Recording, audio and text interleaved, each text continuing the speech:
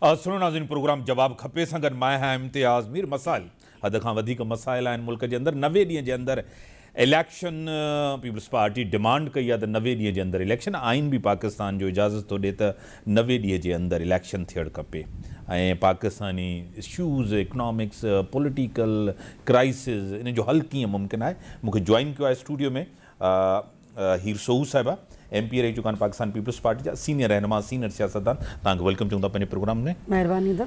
उन सां गॾु डॉक्टर तानिया शेख साहिबा, प्रैक्टिसिंग डॉक्टर आहे, इंटरनेशनल डॉक्टर बि आहे ऐं जेको आहे प्रैक्टिसिंग डॉक्टर आहे। उन सां गॾु बिज़नेस प्लस में बि उन्हनि तमामु घणा 10 साल एंकरिंग कई आहे, जर्नलिस्ट आहे ऐं एनालिस्ट आहे। मैं आपको भी वेलकम करता हूँ अपने show. Thank you so much. Heer Sahiba, तमामु घणा मसाइल त पंहिंजी जॻह ते आहिनि, इन में को इनकार न आहे। कंटिन्यू जमहूरियत हली आहे, को हल मसला कोन थिया आहिनि। जमहूरियत नाकाम वई आहे, पॉलिटिकल पार्टीज़ नाकाम आहिनि, छा नाकाम आहिनि? बिस्मिल्लाह रहमान रहीम। आउं सम्झां थी त जमहूरियत नाकाम कोन वई आहे ऐं जमहूरियत खे टाइम केतिरो मिलियो आहे।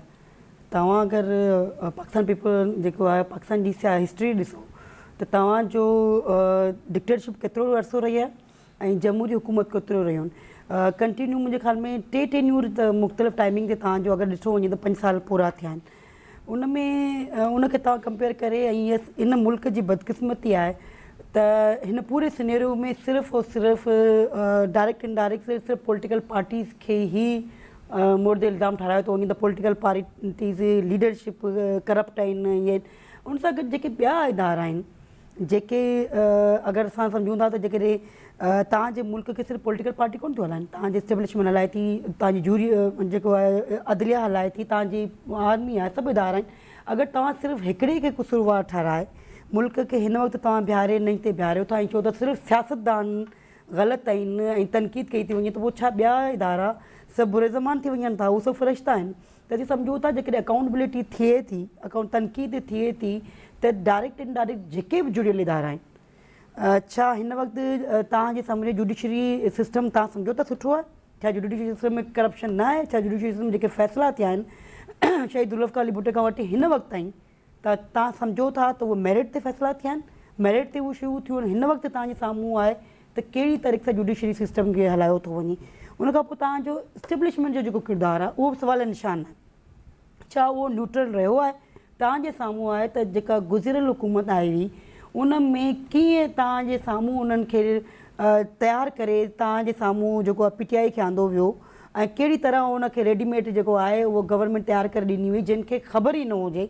अगरि मां सुञां थी त इम्तियाज़ जेकॾहिं एंकर आहे उनखे वधीक कमु आहे, पर उनखे अगरि तव्हां प्रोड्यूसर कंदा त उहो पॉसिबल कोन्हे, उहा शइ खे सम्झण लाइ उनखे टाइम खपे। अहिड़ी तरह हिकिड़े माण्हू खे जेके ख़बर ई न हुजे उनखे तव्हां उनजो लीडर करे तव्हां उनखे प्राइम मिनिस्टर करे विहारे छॾिया, जंहिंजी वजह सां सूरत हाल डे बाय डे ख़राबु थींदी वई। नो डाउट त हिन वक़्तु जेकी सूरत हाल आहे तमामु घणी ख़राबु आहे। आवाम तमामु घणी परेशान आहे। महांगाई जो जेको बहरान जिन आहे उहो क़ाबू खां ॿाहिरि आहे। पेट्रोल जी क़ीमतूं वधनि पियूं, बिजली जी क़ीमतूं वधनि पियूं। सूरत हाल खे अगरि हिन वक़्तु बि असां कंट्रोल न कयो, जेके बि इदारा आहिनि, पॉलिटिकल पार्टीज़ आहिनि, विहंदियूं न, शयुनि खे बहितर न सम्झंदियूं, अगरि हर हिकु पंहिंजी चवंदा न 1.5 इंच जी मस्जिद खोले वेही रहंदो त तव्हांजो मुल्क जेको कोलेप्स थी वेंदो। तव्हां मुल्क न आहे त तव्हां कुझु बि न आहियो। त जेके फ़ैसिला करणा आहिनि ऐं उन सां गॾु मां ज़रूरु चवंदुमि त फ़ैसिला तव्हां सिर्फ़ु आवाम जे लाइ करियो था। तल्ख़ फ़ैसिला, ॾुखिया फ़ैसिला सिर्फ़ु जेके आहिनि आवाम लाइ थींदा, जेके तमामु हिन वक़्तु जेकी सूरत हाल आहे उहो तव्हांजे साम्हूं आहे। त ॾुखिया फ़ैसिला आहिनि उहे तव्हां मथीं तबिक़े इशराफ़िया जे लाइ छो कोन था कयो? तव्हां जेके ब्यूरोक्रेट्स आहे, जेके तव्हांजी जुडिशरी आहे, जेके इदारा आहिनि, जेके तव्हांजा फैसिलिटीज़ वठनि था, चाहे उहे पॉलिटिकल पार्टीज़ जा आहिनि, जेके आहिनि उन्हनि खे तव्हां जेके उन्हनि ते तव्हां बाउंड न कंदा, उन्हनि ते तव्हां ज़िमेदारियूं न लॻाईंदा, उन्हनि शयुनि खे टैक्स नेट में न आणींदा, त यकीनन हिन वक़्तु जेके सूरत हाल आहे उनखे वरी बि पॉलिटिकल पार्टीज़ ई बहितर करे सघनि थियूं। जो थोरो ॾिजंदा उन्हनि खे वरी बि अॼु बि असां तव्हांजे साम्हूं वेठा आहियूं। 3 महीननि खां पोइ इलेक्शन थी थिए त केरु आवाम खे फेस कंदो? आवाम वटि केरु वेंदो? चाहे जुडिशरी वेंदी, चाहे इदारा वेंदा, चाहे एस्टेब्लिशमेंट वेंदी या पॉलिटिकल पार्टीज़ वेंदियूं। त यकीनन जेको आवाम जे विच में अगरि पॉज़िटिव या नेगेटिव तनक़ीद बर्दाश्त करे, उहो पॉलिटिकल वर्कर तो बर्दाश्त करे, पॉलिटिकल लीडर तो बर्दाश्त, उनखे वञिणो आहे। त तव्हां उहे शयूं जेके बि हिन वक़्तु मुल्क जा मुश्किलात हालात आहिनि उनजो हल इहो आहे त तव्हां टाइम ते इलेक्शन करियो ऐं इलेक्शन जेकी आहे transparent, fair and free and fair election थियणु खपे। त जंहिंखे बि आवाम चूंडणु चाहे थी उनखे मौक़ो ॾियणु खपे ऐं उहो उनखे मौक़ो ॾियो त फ़ैसिला बहितर फ़ैसिला करे। सही। अदरवाइज़ जेके हिन वक़्तु सूरत हाल आहे उहो तमामु ॾुखी आहे ऐं तमामु परेशान कुन सूरत हाल है। तानिया साहबा, आपको पता है कि पॉलिटिकल क्राइसिस हो, पावर क्राइसिस हो, काफ़ी ऐसे क्राइसिस हैं, किस तरह रिजॉल्व होंगे पाकिस्तान के अंदर? इन्फ्लेशन भी आपके सामने, क्या कहें? देखिए, अभी एमपी साहब ने जिस तरह से गुफ्तगू की उसमें उन्होंने यही फरमाया कि हमारे पास इस वक्त हालात बहुत ख़राब चल रहे हैं और मेरा ये मानना है कि कोई भी प्राइम मिनिस्टर बनकर आए, चाहे कोई भी आए प्राइम मिनिस्टर बनकर, उसको चाहिए कि एक स्ट्रेटजी प्लानिंग के साथ आए। मेरा ये मानना है कि बिलावल भुट्टो जरदारी साहब अगर हुकूमत में आते हैं प्राइम मिनिस्टर की हैसियत से तो वो एक स्ट्रेटजी प्लान को लेकर आएंगे, क्योंकि जब तक एक स्ट्रेटजी प्लान नहीं बनाया जाएगा तब तक हम इम्प्लीमेंटेशन नहीं कर सकेंगे और हम कामयाब नहीं हो सकेंगे।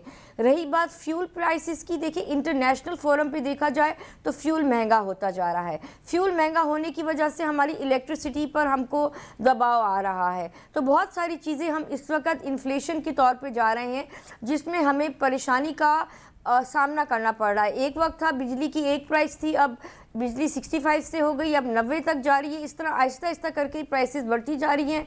आवाम जो है वो इरिटेट होती जा रही है। मेरा ये मानना है कि देखें, किसी भी चीज़ को डिले ना करें। अगर इलेक्शंस होने हैं तो इलेक्शंस को टाइम पर होने दें, क्योंकि डेमोक्रेसी के साथ जब लोग आएंगे, आके अपनी हुकूमत के अंदर बैठेंगे, सही तरीके से फ़ैसले लिए जाएंगे, मिनिस्टर सही फ़ैसले लेंगे, उसी हिसाब से फाइनेंसेस आएंगे, बाहर मुल्क से हमें सपोर्ट मिलेगी तो ही हम आगे कुछ काम कर सकेंगे। But we need intelligent people in order to make sure that they actually program a better strategy program for Pakistan. Now Pakistan needs good people in order to work. देखिए, हम गाँवों में जाते हैं, मैं गाँवों में गई, मैंने गाँवों में जाके just as a Dr. Tanya, I went to the village, I interviewed people. तो मुझे लोगों ने, आपको पता है MP साहिबा क्या बताया कि बेनज़ीर फ़ंड के अलावा बिलावल भुट्टो जरदारी साहब हमारी वैसे भी मदद करते हैं। तो I was really impressed।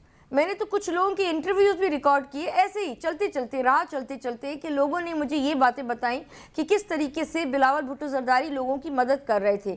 और इलेक्शन के हवाले से मैं ये कहना चाहूँगी कि इलेक्शन को टाइम पर होना चाहिए है। इसको जितना आप लोग डिले करते जाएंगे उतना ज़्यादा प्रॉब्लम्स बढ़ती चली जाएंगी। डॉक्टर साहब, आप कह रही हैं कि इन सारे मसाइल यानी कि ऑल क्राइसिस का जो हल है वो जनरल इलेक्शन है, टाइम पे हो। बिल्कुल टाइम पर होने चाहिए जनरल इलेक्शन। जब पहले 5 साल पहले टाइम पर हो सकते हैं तो अब क्यों नहीं टाइम पर हो सकते हैं? पहले भी तो आज से 5 साल पहले जब इलेक्शंस किए जा रहे थे तो टाइम पर किए गए थे। टाइम एक डिसाइड किया गया था, उस टाइम पर उन्होंने 2018 में इलेक्शन का टाइम डिसाइड किया, उस पर किए गए। तो क्यों इस दफ़ा इलेक्शंस की टाइमिंग इसमें एक चीज़ है जो डॉक्टर तानिया कह रही हैं हीर साहिबा कि डिले इलेक्शन इन जे करे थियनि था त डिलिमिटेशन आहे। CCI में पीपल्स पार्टी वही, उते लिखी आई दस्तखत त डिलिमिटेशन थे, वोटर लिस्टिंग नहीं ठहे, नई मरदमशुमारी जे तहत इलेक्शन थे, या पीपल्स पार्टी कमिटमेंट करे आई है? छा चवंदो? ॾिसो इम्तियाज़, डिलिमिटेशन जेको आहे उहो तमामु पॉलिटिकल पार्टीज़ जी डिमांड हुई त डिलिमिटेशन थी, ठीकु आहे न। ऐं जेको सेंसस थियो उहो तव्हांजी पॉपुलेशन जेको सेंसस कयो हुयो उन ते बि जेके रिज़र्वेशन असांजूं हुयूं हिन वक़्तु बि आहिनि, त कुझु जेके आहिनि तव्हां एॾो सीक्रेट करे सेंसस कराई हुई। तव्हां NIC शो कोन कंदा, तव्हांजी तव्हां जेका सेंसस कई पे डिस्ट्रिक्ट वाइज़ थी पे, उनखे तव्हां पंहिंजी प्रोविंस सां जेको आहे न रिकॉर्ड जेको आहे न ॿुधाईंदा, तव्हां डायरेक्ट फेडरल खां मोकिलींदा, उहे इशू तव्हां कया, पर उनजे बावजूदि हिनखे मञो त ठीकु आहे, तव्हां जेका पॉपुलेशन कई आहे उनखे सेंसस जो जेको टाइम फ्रेम ॾिनो आहे, असीं इहो चाहियूं था त तव्हां उनखे मतिलबु लेंदी करे छॾियो आहे। हाँ जो इलेक्शन कमीशन ॾिनो आहे सेंसस जे हवाले खां डिलिमिटेशन, उनमें मेरे ख्याल में अक्टूबर जे ताईं वञी थिए थो, अक्टूबर या दिसंबर ताईं। हाँ पॉसिबल कोन्हे त तव्हां 4 महीना खणी था वञो उनखे, त अगरि तव्हांखे तव्हां शो था करियो त बाबा पॉपुलेशन वधी कोन्हे, हिकिड़ो सुवाल त पॉपुलेशन वधी कोन्हे, पॉपुलेशन वधी न आहे, तव्हांजूं सीटूं सेम आहिनि, त पोइ तव्हां कहिड़े बेस ते जेको आहे तव्हां जेको आहे सेंसस खे 3 महीननि जो 4 महीननि जो तव्हां प्रोसेस ॾिनो आहे।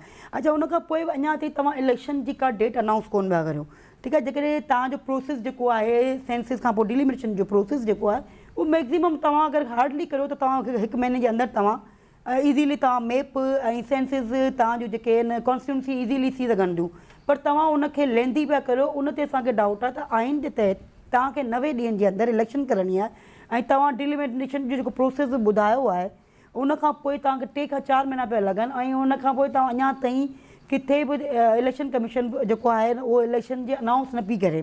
त पाकिस्तान पीपुल्स पार्टी खे इहे ख़दशात आहिनि त हिनखे प्रोसेस खे लेंदी करण सां तव्हांजो छा मतिलबु छा था करणु चाहियो ऐं छो तव्हां जेको आहे न प्रोसेस मोटिव छा आहे? ब्रेक जो टाइम इन जी वजह सां असांखे जेको ब्रेक जो टाइम थिया, ब्रेक खां पोइ था अचूं डिस्कशन्स खे अॻिते वधायूं।